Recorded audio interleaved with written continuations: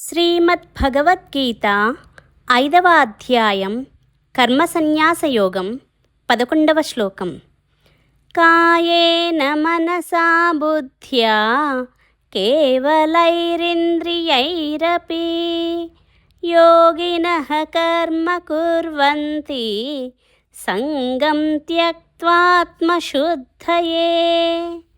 ఈ శ్లోకం యొక్క తాత్పర్యం శ్రీకృష్ణుడు పలికెను. కర్మయోగులు మమతాసక్తి రహితులై కేవలం ఇంద్రియాలు, మనస్సు, బుద్ధి, శరీరాల ద్వారా అంతఃకరణ శుద్ధికై కర్మలను ఆచరింతురు. ఈ శ్లోకం యొక్క వివరణ. కర్మయోగం ఏ స్థాయిలోనైనా చేయవచ్చంటున్నారు కృష్ణ పరమాత్మ.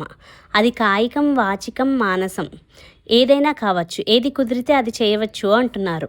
అంతేకాదు పత్రం, పుష్పం, ఫలం, తోయం ఈ 4 ఏదైనా ఇవ్వవచ్చు, కానీ భక్తితో చేయాలి.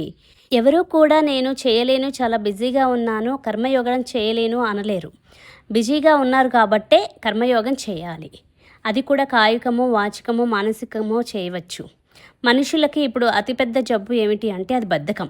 అందుకని ఎక్కడికో వెళ్ళి ఎందుకు పూజలు చేయాలి? ఈశ్వరుడు అంతా ఉన్నాడు కాబట్టి, పైగా పత్రం, పుష్పం, ఫలం, తోయం చాలంటున్నారు కాబట్టి ఇంటి దగ్గరే కూడా చేసుకోవచ్చు. కాయేన మనసా బుద్ధ్యా ఇంద్రియైరపి ఇంద్రియాల ద్వారా కాయిక, వాచిక, మానస కర్మలు చేస్తారు.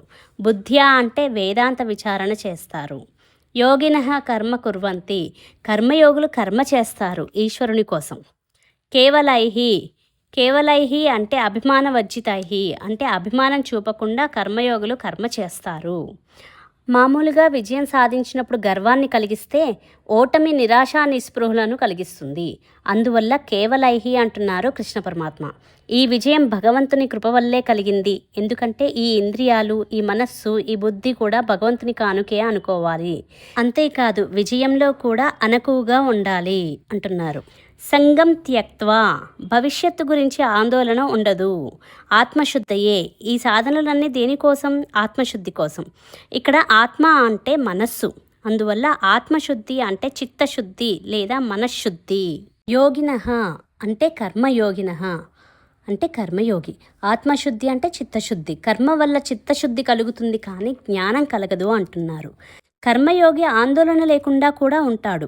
ఇప్పుడు ఎక్కడ చూసినా ఆందోళన అనేది ఎక్కువైపోయింది. అది తగ్గించడానికి అనేక మంది అనేక మార్గాలు సూచిస్తున్నారు. అవి ప్రాణాయామం, యోగా, ప్రకృతి దర్శనం, అలా చాలా రకాలుగా. కానీ ఎక్కడికో వెళ్ళి $500 ఖర్చు పెట్టి ప్రశాంతంగా కూర్చుని ప్రాణాయామం నేర్పిస్తాను అంటే వెళ్ళిపోతారు.